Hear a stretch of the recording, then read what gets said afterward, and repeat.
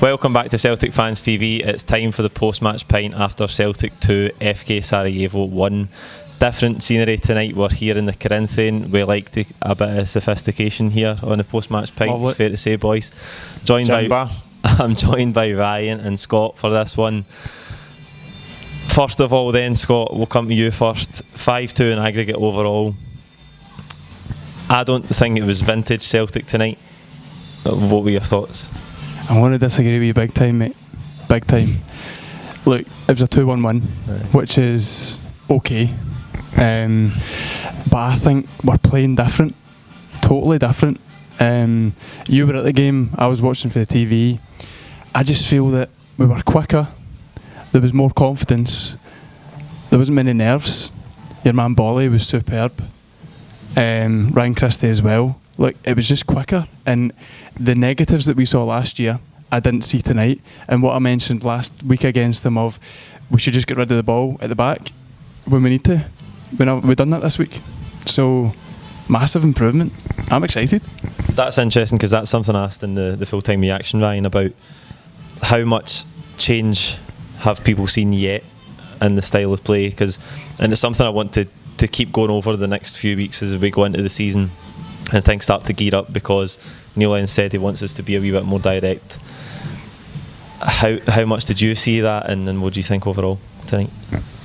I was surprised. See, when we had the full-time reaction, right, I'm surprised often by some of the response you get. For people watching the game, we were in the stadium, you watch it, there is far more. When was the last time you've seen Celtic switch play as many times in a game? The amount of times that we're lifting the ball and switching to the other side of the park to try and open up the game a wee bit is far more than we've ever seen under Brendan Rodgers. We were, a lot of times last season and the season before, we were looking for us to maybe switch play and open up a bit, open the game up a bit. The amount of times we had Lustig in the right, we were looking for him to launch it long to the other side. It didn't happen, but I think we're seeing that already. So I was a bit surprised that people didn't think that we're changing the style of play. I think we are changing the style of play. I think it will take time for it to come to fruition, but I'm happy. Yeah, it is going to take time, Scott. That's something that you thought as well, wasn't it? That we're maybe, like Brendan Rodgers liked to go through the thirds, and he liked to, like, maybe it would take 3 passes to get the ball to a destination. You thought that we were missing a needless pass out tonight? Absolutely, and I think that was prevalent last year and the other 2 years that Brendan Rodgers was there. If you imagine we're on a park together, I felt that there was a rule: I can't pass to Ryan, I need to pass to Paul for Paul to pass to Ryan, and that takes twice the time. As in the risk factor of he takes a bad touch, why not just pass to the man that you actually want the ball to go to? And that's what we've done tonight, and I feel we're getting up the park twice, sometimes 3 times as fast, and guys like Bolly love that. See, anytime he can get an overlap, he's gone. He's like a Didi Agat type player. He can't wait to turn on the burners. Yeah, don't get me wrong either, right? Because at the end of the day, when you look at that style of football at the highest level, that style of football, go to Paul, go to Scott, works. It does work. It's very safe. It is safe. It's the right quality player playing that pass with confidence, at the right ability, speed. at the right speed, the right pace, at the right angle to find the right man at the right time. We just didn't have that, and I feel like we lacked that when Brendan Rodgers was here. You could see what he was trying to do with the team. You could see the way he was trying to play football. Respect for it when he was here. It didn't really work out because of the level of player that we have at Celtic, and I think moving on to something that's a bit more open and free flowing will be good to see. Definitely. Anything else you want to touch on before we move on? You were saying it's safer, and I think it probably is safer just to go through the middleman, and maybe that's why we've lost 2 goals against Sarajevo, which I don't think we should have done, because I had a very intelligible note on my phone when I was watching the game that says Sarajevo are pish, and that was the fact. Right, that's just a fact. Not a great team. Harsh. A wee bit harsh. I don't think they were a great team. They weren't great, but I think we've played a lot lesser teams at this stage previous years, I think. So maybe the toss-up is that if you play the safe way, like the last year's way, you're not going to give away as many goals, but you won't score as many. The way we're kind of playing now is we'll score more, but we'll maybe give away a couple, which is kind of what Celtic usually play as, isn't it? It's attack, and we know we're going to lose goals, and we score more than them. We'll see about that. Ryan Christie, what a player. I'm going to say this. Resounding man of the match tonight, right? Resounding man of the match, be a country mile. I thought I think that position is his now. I think with Tom Rogic, injuries, fitness issues for him for last season, I think that is Ryan Christie's position to lose now. And he seems to have everything, doesn't he? 100%. I called this at Kilmarnock last year. I've never heard the end of it, by the way. Never live it down. Ryan Christie, Mr. Tenacity, he has everything in abundance. Like, when you look at that boy in the park, he's always looking to get his body in front of the ball, he's looking to win the ball back. He's like, when you looked at the first half there, the link-up play with him and Edward, some of the stuff they were doing, and then obviously when the goal came his way and he kind of stopped the ball and then dug it out for under his feet into the top corner, a phenomenal finish. Edward obviously didn't mean to get it into him, it kind of took a wee ricochet off the player in front of Edward and felt it. It was great footwork by Edward initially. Amazing footwork to work his way into the box, and a couple of times the link-up play between the two of them in the first half was sublime. But Christie gives you that ability to have that sort of link-up and create that sort of flow into the kind of final third. I love Ryan Christie. I can't say enough about him. Ryan Christie, Scott? No, he's brilliant. Look, he's the number 10. I agree with you 100%. I don't have much more to add, but I heard you last week saying, the weekend saying, he's Mr. Tenacity and we just need one more Mr. Tenacity and that would unlock us. Bolly is your man, right? Because he's got the same thing. He's not as creative, but he's your new favourite player. He's getting there. He's your man. But do you know what? I can't say that because him being in the team's assuming Kieran Tierney's not in the team, and that's assuming he's away at Arsenal. And we had the privilege of meeting him on Friday. What a boy. I'm hoping Kieran Tierney doesn't go and he's the starting left back, but if he's not there, Bolly, superb. Just lastly on Christie, right, I think he has got everything. He's so creative. You've seen some great wee touches tonight just to link the play as well. Goal, assist, I said it in the full-time reaction, the Twitter reaction, sorry. Brilliant. And he's got that tenacity to his game as well. And you've seen with the Sarajevo challenges, by the way, which a few of them were industrial, for want of a better word. He was putting in a bit. He was leaving a bit on it, some of the Sarajevo players as well. And he is so well-rounded. And I just think if he can bring all of those qualities, like the way we see him tonight, if he can bring that week in and week out, and he can do it in the big games, then we've got a proper player, an even better player than we think we've got in our hands. And that's, if he can put all that together on a consistent basis in big games, what the sky's the limit. Sky is the limit for the boy. And I just said to you when we were on the way across that if Ryan Christie can produce at the highest level, if he can produce in the Champions League qualifiers, and if we move on to that, or in the bigger games, just as you've touched on, Ryan Christie's a player that will be talked about in every transfer window. Like when we sat back when we were talking about Dembele and was he going to go this transfer window, and he's one of the players that has that creativity, has that spark, and if he can produce at the highest level, then teams will be interested. Maybe more like a Stuart Armstrong. Better, but I mean, comparison. But linked with moves as well. The other thing I want to come on to tonight, Scott, is the left wing position. That we've seen Lewis Morgan start there tonight, and there's a few things I kind of want to cover in regards to that. Number one, I don't know if it's just to get Morgan some minutes. I don't know what it means for Sinclair that Morgan went ahead of him tonight. But this is something Stephen Cochrane asked on Twitter. Never made the Twitter reaction, but I've remembered that that position is up for grabs for any of the. I mean, it's obviously there's a lot of competition with Johnston, Morgan, Sinclair. There's Sved and Forrest, who are maybe more suited to the right hand side as well, although we've seen Morgan and Forrest switch quite a bit tonight. Do you think that position is totally up for grabs? And if not, who do you think position it is right now? Probably Mikey Johnson. That's tough. Based on pre-season, but a friend of the show, Mikey Johnson as well. So I'll not say a bad word about him. Brilliant boy as well. What a weekend! Cracking boy. Cracking boy. Whose position is it? It was Scott Sinclair's. I think it's his to lose, but you can tell before you even saw Neil Lennon come in and make any changes, you could tell maybe Scott Sinclair would be one of the first to lose game time. I think Neil Lennon would probably rather see a young player like Lewis Morgan come in and progress in that place than a slightly aging, not really aging, but getting towards the end of his career player class player. Scott Sinclair, I think he's maybe just kind of wanting to see a young player come in there, that's positive. I don't know. I think it's Scott Sinclair's to lose just because of what he's proved. Lewis Morgan's looking brilliant, but he's not proved anything. He's not scored a bunch of goals. He's not done anything massive apart from looking really good this year.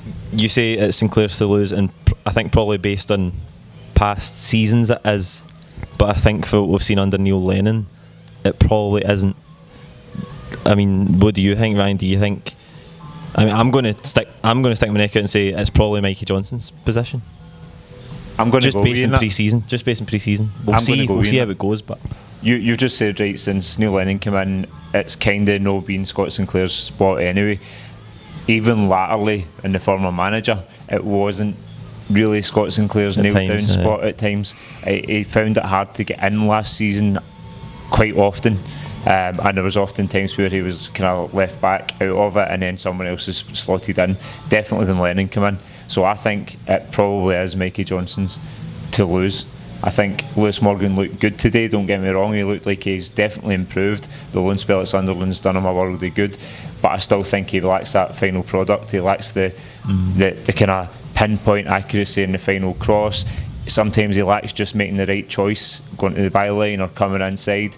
But he definitely showed a bit more strength and probably a bit more tenacity again, just as kind of touching on a former kind of... Yeah, I think with Morgan, even in terms of goal threat as well, he was a very good goal threat for St Mirren.